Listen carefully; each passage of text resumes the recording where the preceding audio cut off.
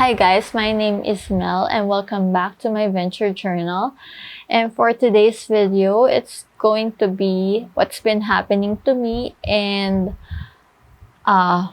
some updates sa Ukay.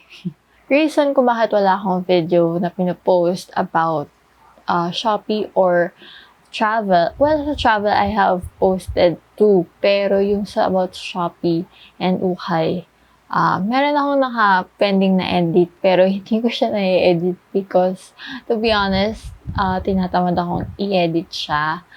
And kasi kapag nag-edit ako, gusto ko walang tao sa likod ko, walang nanonood. And it seems impossible magawa yun. Another life update sa akin was last year, I had skin flare. Yung first flare ko is sa leeg and then dito sa arms, it's eczema. And kaya siya nag-flare up kasi I wasn't using yung cream na pinapahid para hindi siya mag-itch. Ayun, I stopped using that kasi I want to heal my skin naturally. Kasi kapag nag-ano ako dun, pag nag-rely masyado, parang tataas yung amount ng steroids na kailangan ko. And ayoko maging dependent sa steroids. So, I stopped using that. Yung flare-up ko sa likod, sa neck, sa arms. Wala yung... Nung first ko is wala yung sa legs. I had to heal myself for 3 months and I have videos kung ano itsura nung skin ko noon. And ang ginawa ko noon is I changed my diet. Lahat, walang wheat, walang dairy, walang fried. Nag-intake ako mga supplements. And then, nag-work siya. Nag-heal ako sa first flare-up ko and then ang pinaka nakatulong sa akin is yung probiotic. Kasi, nung ininom ko yun, parang a few weeks, parang nag-improve yung skin ko.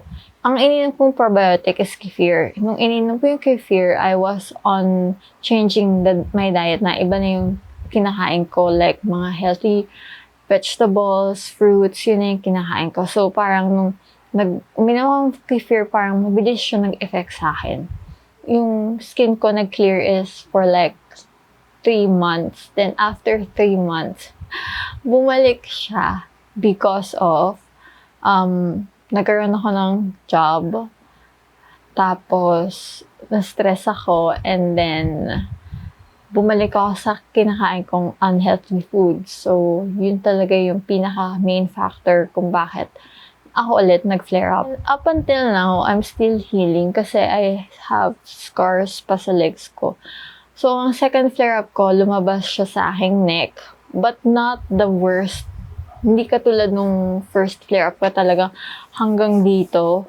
Pero neck, itong sa arms, and then sa knees. Yun. Yung sa likod ng knees ko yung pinakamalala. Kasi hindi ko... When I'm stressed out, yun yung nasa-scratch ko agad. Tsaka kapag mainit yun yung nasa-scratch ko. So ngayon, hinihil ko yung sarili ko the way I healed myself before. But this time, hindi na ako ngayon nag-white rice. Quinoa na yung kinakain ko. And then, more on vegetables, fruits pa rin ako. And less chocolates, wheat, dairy. Yun, ganun pa rin yung ginagawa ko. And it's so expensive to live a healthy life. Yun yung pinaka-highlight sa akin. Last year, mga skin flare-ups ko and the diet. And then, yeah, I tried to sell Ukay. Nakabenta ako ng, like, yung kalahati ng Ukay, nabenta ko siya. Nabawi ko yung capital ko. And if you're interested kung saan ko kinuha yung Ukay na yun, message me sa Instagram. I share kung saan ko nakuha yung Ukay na yon. So yun, like I mentioned kanina, meron na akong job. And it's a nice job kasi talagang inaalagaan kami mga employees. And I think I would stay long sa company na yon. And it's very nice job. na na-enjoy ko kahit stressful siya. Napabayaan ko na tong mga ukay, mga clothes, and then nadadagdagan pa dahil may mga tita ko sa US na nagpapadala ng luma nilang damit. And ayun, hindi ko na siya maasikaso dahil sa trabaho. And some of the clothes nakapost pa rin naman sa Shopee, pero ayun, yung some clothes, hindi ko na maasikaso picturean. I'm planning to sell it to you guys para meron kayong extra income. I'll be selling it in a lower price kasi ang goal ko is to maalis ko na siya dito sa amin. And hindi kayo magsisisi guys sa mga clothes. Kasi nga galing siya sa US, hindi naman siya super pangit na or luma. Okay? And then, I'm going to show to you guys yung ipapack ko. Yung nakapack na yun ay mismo kong ibebenta sa inyo. Kung sino man bibili nun, yun talaga yung ibibigay ko. Wala na akong babaguhin or kukunin doon. Hindi ko kayo ibubudol or mumodus. Basta, kung ano yung nakapack, yun yung ibibigay ko sa inyo. Ayan, what would you expect from me from this YouTube channel? Well, I'll try to post another travel item review. And then, for sure naman, since nagluluwag na rin naman, kahit may pandemic ay konting nagluluwag na and pwedeng na maka-travel. So, I'm expecting to travel this year, domestic sa Cebu, Bohol, and Puerto Princesa. Sana matuloy yung mga places na yun. And, ayun, I'll be sharing with you guys yung mga itinerary, saan ako nagstay, and other stuff na makakatulong din sa inyo. And, like yung mga packing din, yun, mag-film din ako nun. Tapos, gagamitin ko ang mga vacation leave ko. Hindi ko siya ipunin for cash kasi ang memories kasi is more important than cash. Mas madaling kitain ang cash kaysa sa memories. Yung time, yun yung pinaka-importante sa akin. Binibenta ko rin yung garment steamer ko. Nakapost na yan sa carousel, but lalagay ko yung link sa description if you guys are interested. Tapos, complete mo yung accessories niyan. Like, 2 months ka lang nagamit. Hindi kayo magsisisi guys sa mga clothes. So, ipapakita ko na siya sa inyo while I pack it. So, ito yung sa first box. Napack ko na to dati, pero ipapakita ko sa inyo kung ano yung laman para, ayun, para makita nyo worth it naman bumili sa akin.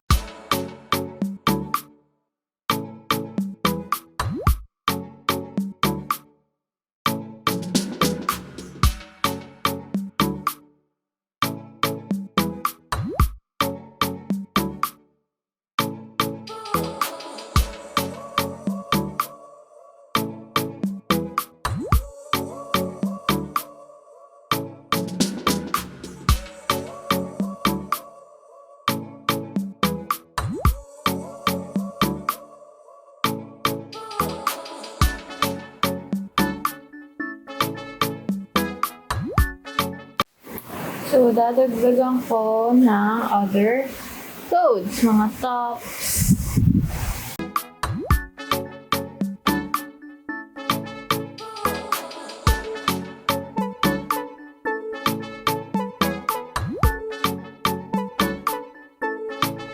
So, itong mga clothes na nandito, ililipat ko siya dito sa plastic. Okay?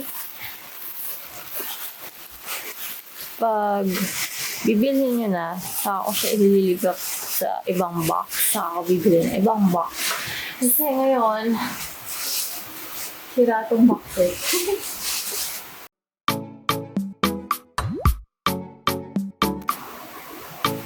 So, saka guys, yung mga binibenta ng clothes na nakapost sa Shopee, mga brand new clothes, ibibenta ko na rin siya or isasama ko na rin siya sa mga ganito.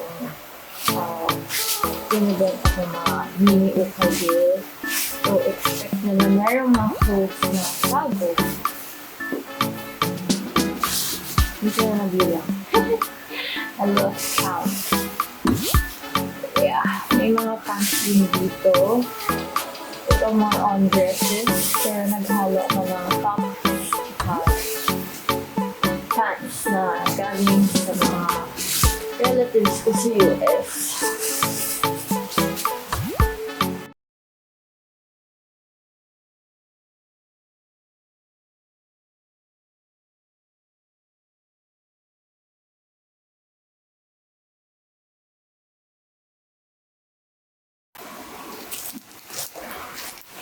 Okay, this is one.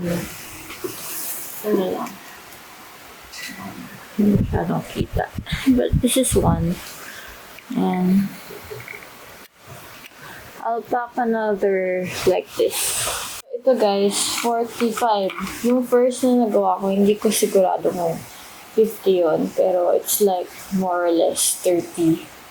So, ayun. Lalagay ko na siya sa plastic. And yeah.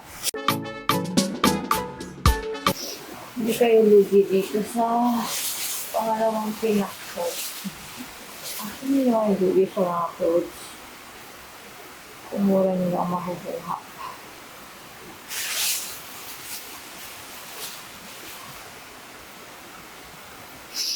Halo to guys. May mga t-shirt, may mga dresses, may mga pants like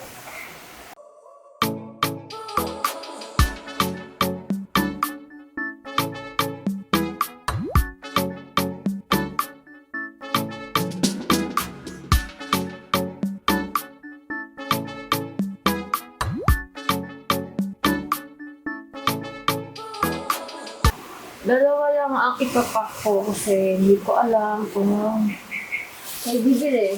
Mukha mamaya mag-effort ang gumawa ng marami. Tapos wala palang bibili. So, dalawa lang ang ipapak ko.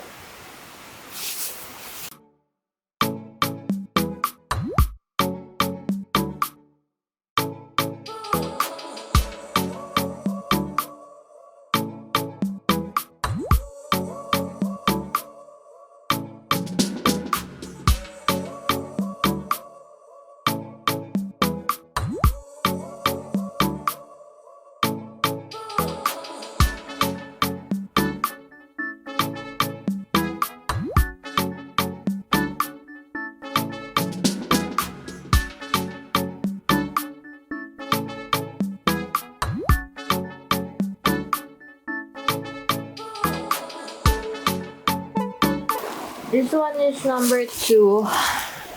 Okay. Dami din ah. Siguro ibang price na to.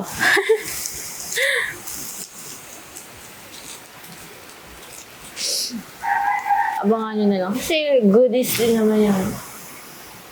It's just that I don't have time to sell it. Number 2.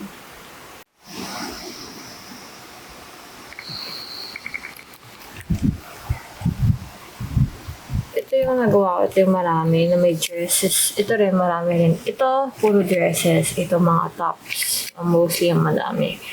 Yeah. So, dalawa lang ang ginawa ko because baka mamaya hindi rin naman mabenta. So, yeah. Magkaiba ang price niya kasi yung ito mukha itong mas konti yung naman ito mas marami. Okay. Alam mo, nakalimutan ko mag-opening at mag-closing ng video. So that's it for today's video. I hope to see you soon. Bye!